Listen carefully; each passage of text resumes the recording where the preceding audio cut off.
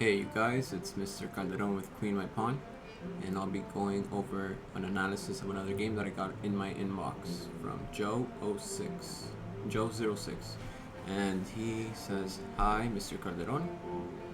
I sub to your channel, eagerly awaiting for your analysis. Many thanks. Yes, please subscribe to my channel as it gives me more viewership, which allows me to become visible to others who may need some more chess help. So, I am eagerly awaiting your moves." And you were white in this game. It looks like you lost. Let's see why you lost. Okay, so Joe06 is a 1500. Let's see what he played. D4, D5, C4, E6. So we have the Queen's Gambit. Knight C3, Knight F6, Bishop G5, Bishop E7, Knight F3, D takes C4. That's really premature on black's side. Just E3 would suffice here, or even A4. Oh, that's unnecessary. There's no need to do that. Remember, exchanges favor the defense. Okay, so you should definitely play either E3 or A4 here. Let's check what the book says.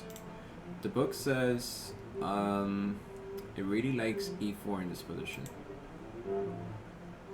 So yeah, you get the center. Yeah, I don't think that actually that A4 is necessary now.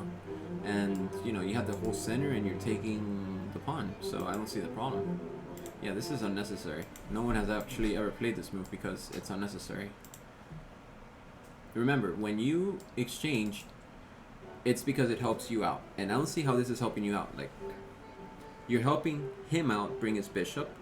You're helping him out because you have one less piece to attack with, making him feel less pressured. And you're helping him out on attacking your own D4 spot. He's gonna play C5 soon, if he knew what he was doing. Bishop takes F6, Bishop takes F6, E3, castles. You should play C5. It's more aggressive.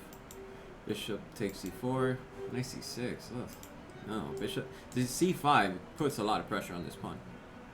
Black has a good game. Knight C6, castles, Queen E7. Why is he doing all this? In this position, I really don't want him to access this square play A3, given that the position is still close. If he tries to play E5, you just play D5. Knight A5, Bishop A2, E4, Knight to D4. And this position is somewhat double-edged because he does have the bishop here, but you're keeping things closed in the middle. You're putting some barricades and obstructions. In the meantime, he's going to try to do a attack on the king side, but he only has the dark squares to do that. So just make sure you don't play G3 while he has this bishop that can come down here.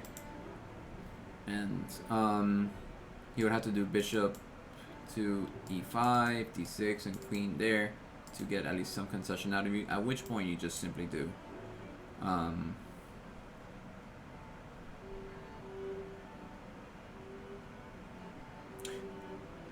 actually, when he does this, you can just take the pawn,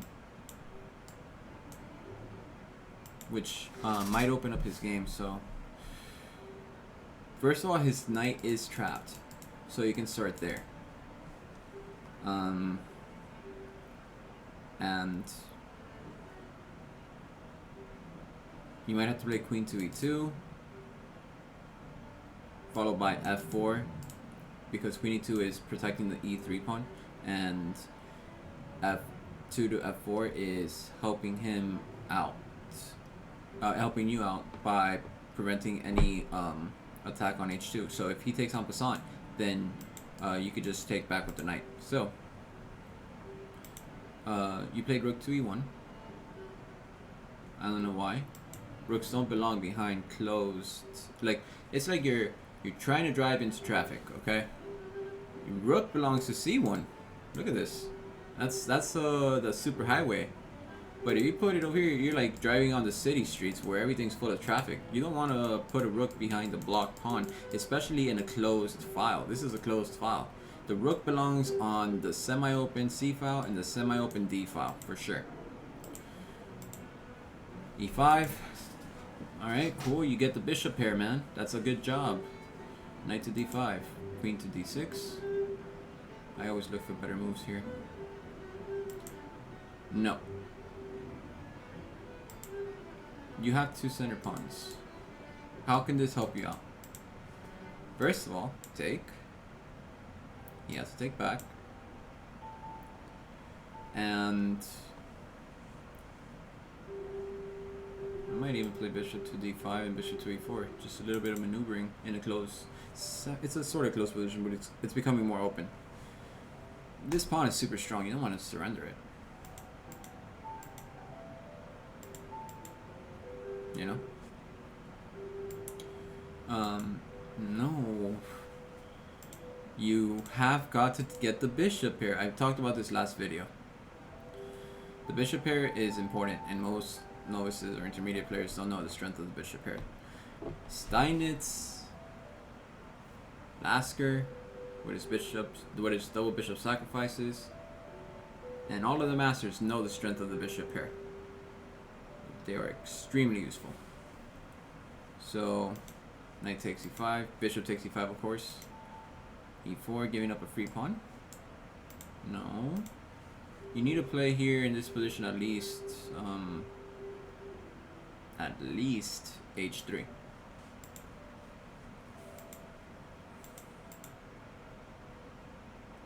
Bishop takes h2, king f1.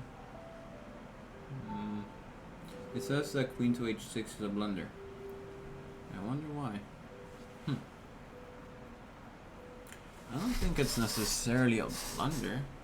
I mean, maybe because of knight to f7 and bishop takes f7, maybe. Some chances to attack, but I don't see anything too conclusive there.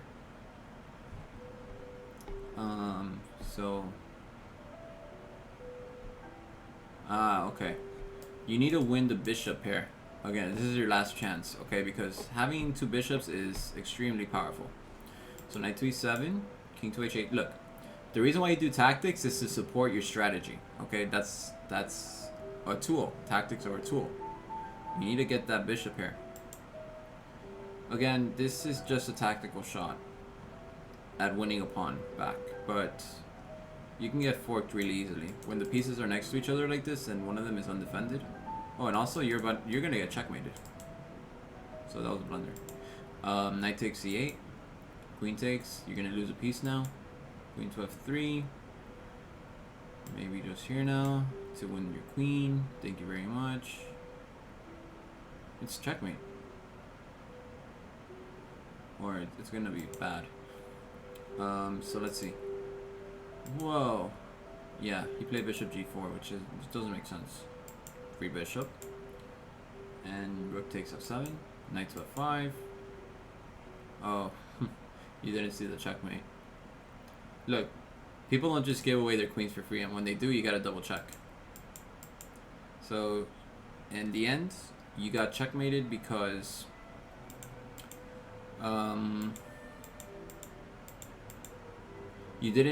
you underestimated the bishop pair. Okay, the bishop pair is extremely dangerous.